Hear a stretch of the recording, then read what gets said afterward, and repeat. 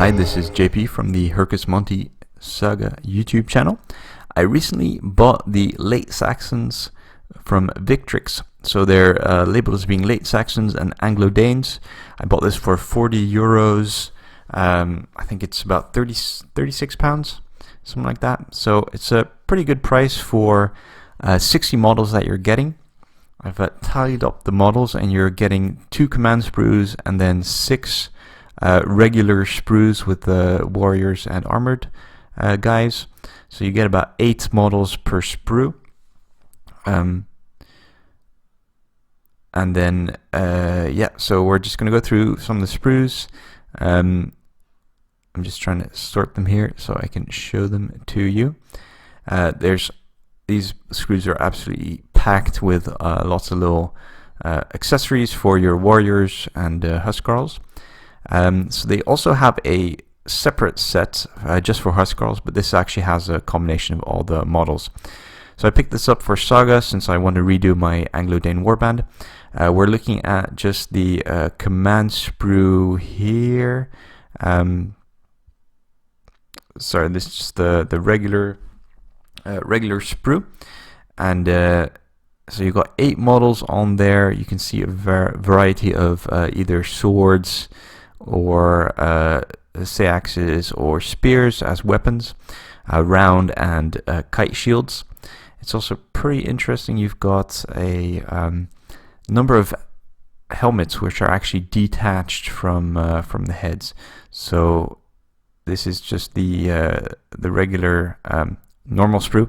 You have 4 armored and 4 unarmored models, and for some of them you actually have a helmet separate, since you only have half a head on the actual model.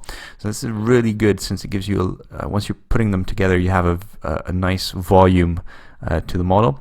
Here we're looking at the unarmored ones, so I think this one's actually going to be in great demand, especially if you want to make a Anglo-Saxon warband for SAGA. You're going to want a lot of levy. So there are unarmored heads as well, so if you just want to make levy with shields and no armor and no helmet, you might have to get an extra set of these, but it's still going to be cheaper than buying multiple boxes of either metals or the gripping beast ones. So this is the command sprue. You get 2 of these. You can make a number of, you can pick your choice who you think looks the most heroic. This is a very interesting way of doing it. They've actually split up one of the, or all of the capes on this into 2 parts, which gives the model a lot more volume. And it's going to be quite fiddly, but for some of them the Dane Axes and hands are all one piece, and some of them you actually have to join the Dane Axe in the middle. So that's going to be a little bit tough, but yeah, it's going to be, I think it's definitely worth the effort here. So just having a look at some of the heads. I don't think I mentioned that one of the models is actually a monk model, so if you want to use one for a priest, you'll get 2 priest models, which is maybe a little bit overkill, but you can probably get away with using the priest as just an unarmored warrior if you want. You can see a number of Dane Axe options there. I think you might have a little bit of a problem if you want to make lots of them. I'm just having a look at the sprue. I think that might actually be the limiting factor if you want to make Anglo-Danes. You'll have 2 per sprue, so a total of 4, so it might be a little bit tough. Moving on to the comparison, I've lined up some of my models. From left to right, I've got the Gripping Beast Late Roman, then 2 Warlord Games Saxons, armored and unarmored, then the Victrix model, and then on the right hand side a Gripping Beast Archer. I think the scales are actually pretty reasonable.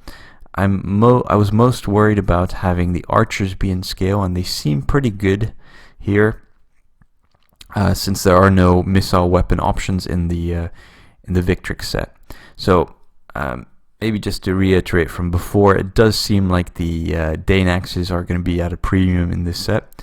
There might be a way of getting around it by using an axe head on a spear for one of the huscarls, but the ones, if you want to have huscarls wielding the two-hand axes, that might be a little bit limiting, since I think you can only have So this is the built Warlord model from Victrix on the left, and my footsore Anglo-Dane Warlord on the right. I had to raise them up so they kind of start at the same level.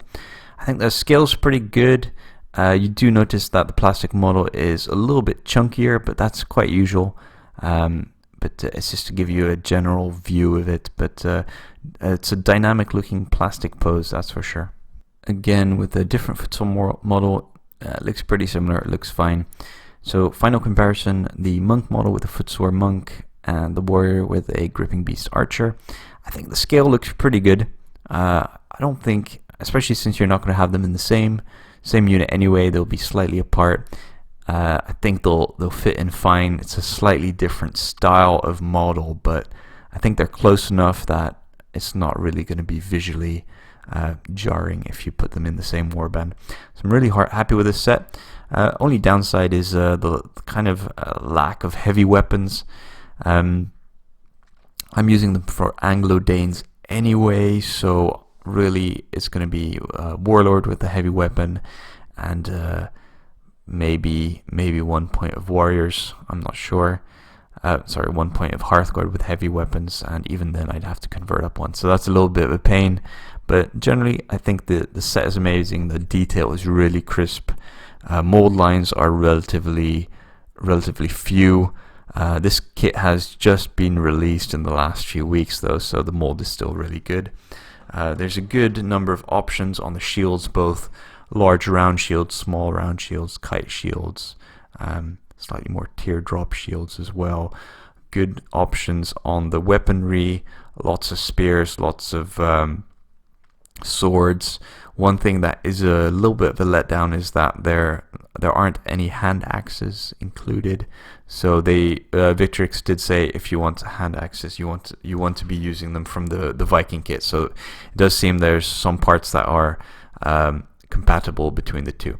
Also, the warriors also have some of the SAGAs in their hands, so that's pretty cool to mix it up a little bit. And also, if you want to go down the levy route and have a little bit smaller weapons and less impressive weapons, you can put those and use them as well. Overall, really happy with it. Looking forward to painting them. There's a lot of detail. I think it's going to be pretty tough for gripping beasts to be competing with these. And if anyone's asking me for different starter sets, I think this is definitely got an amazing value for money, 40 euros, and pretty much you're good to go.